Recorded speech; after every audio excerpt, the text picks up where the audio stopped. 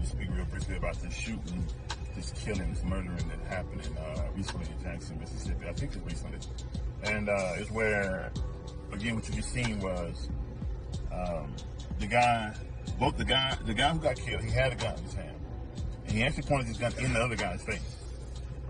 You have people outside, I think people was definitely trying to, some people trying to stop it, tell them to stop. Some people just being over, just watching what's going on, right? And anyway, the guy pointed the gun in the guy's face. Both of these guys got guns. One bit like he got some type of assault rifle. The other guy, he had some kind of automatic. And he pointed in the guy's face. He started following this guy. He started trying to follow this guy. He started trying to fight this guy, whatever, right? He walked this guy down all the way to a section of the parking lot. And he put down his gun. Mind you, the other guy had a gun in his hand. He put down his gun to fight the guy. And get killed. So you heard 4 or 5 shots, right? And the first 2 shots, he must miss, or either they was blank. I don't understand what happened, because he shot twice at the guy's face the first 2 times the guy, it must have hit him. And then he shot him again 2 times, and that's when the guy dropped. He's slumped right now, right? It's very senseless, very sad, man, that first of all, our go-to is the gun. It's very sad, very unfortunate, you know what I'm saying, that we don't love each other enough to not want to totally destroy each other, to not want to try to talk things out, and to reach a point to where, and you see, here's the thing, not only does the one who got killed, not only is his life gone, but the one who shot him, his life's still gone. There's always going to be 2 losers in a situation like that, especially in a broad daylight situation where it's on the camera, this, that, and other. There is no get away from that. There is no get away from that. And don't get me wrong. But for individuals who are in the street living their life all, I understand. I'd have been there to live that life. I'd even had that mentality. And I'm gonna tell you from my experience, when I did have that mentality, it's because I didn't have a love for life myself. I didn't have a love for my life. I didn't have a value or true value for me. I didn't, I didn't. So when I was existing on that level, what I would explain to people is that my whole life, my whole lifestyle, because of my thinking, my whole lifestyle, everything I done was self-destructive. So I didn't live in a way to where I was trying to preserve myself. So therefore, how can I have a desire to preserve anything outside of me? Right?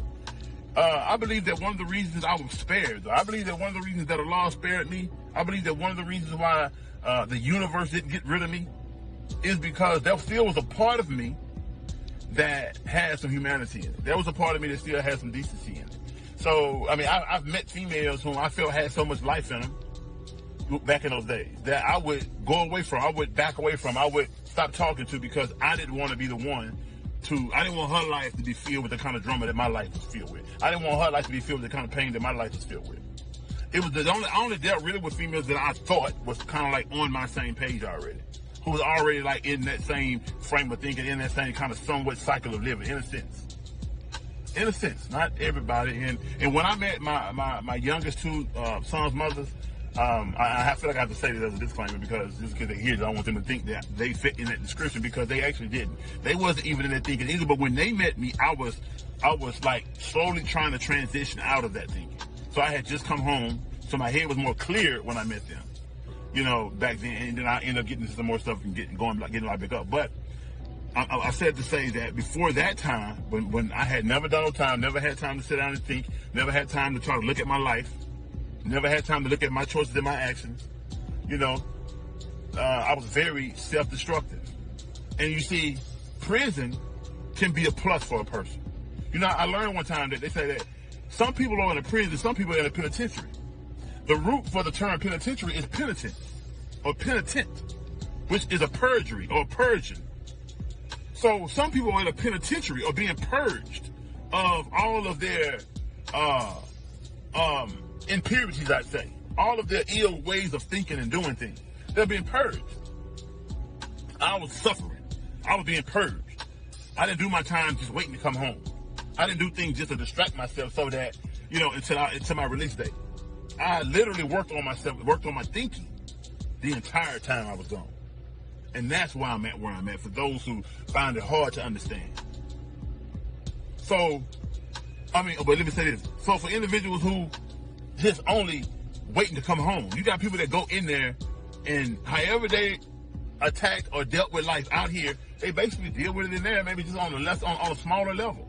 They deal with life the exact same way in there, just distracting themselves from dealing with realities and responsibilities and holding themselves accountable and all this different thing. They entertain themselves the entire time that they're there.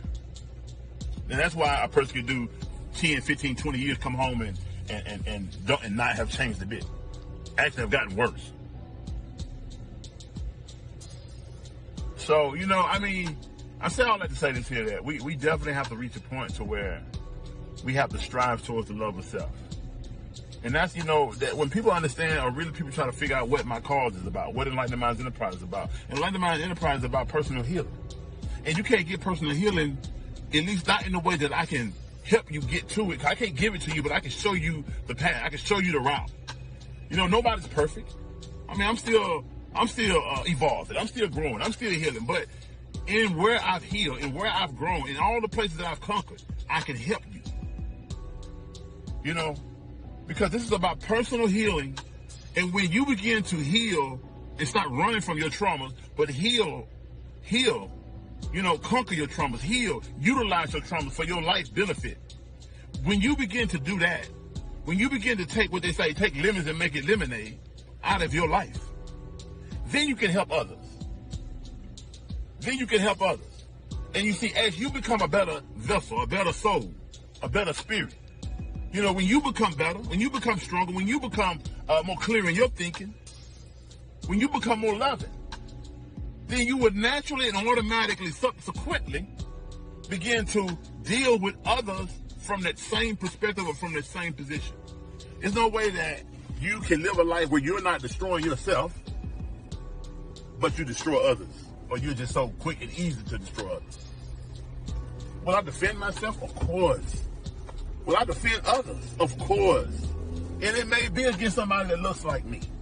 And it may be a total destructive situation. But it'll be for the right reason. It'll be because of me trying to preserve life. And let me tell you this. My first approach wouldn't be to just destroy. My first approach would be to destroy the mentality or the mindset that is causing you to act such a way. So I'm going to talk to you. I'm going to try to meet you on a mental level. I'm going to try to meet you in a way where I can get you to see things maybe a little bit different. So hopefully it causes you to do things differently. It causes you to respond to life and circumstances and situations differently. That is my first approach. But anyway, if anybody have any questions, man, any comments, definitely feel free to extend them out. Always subscribe, like, and share. A lot of times I be having to remember to say that, but I need you to like, subscribe, and share. My YouTube is also Enlightened Minds Enterprise. My Facebook page is Enlightened Minds Enterprise.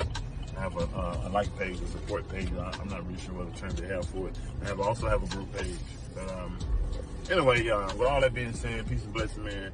And man, we have to have the same kind of energy towards when we kill each other that we have when officers kill each other. And this is not to minimize, that cause against officers killing or brutalizing, people in the streets, but it's to add to it, man. We have to hold ourselves accountable.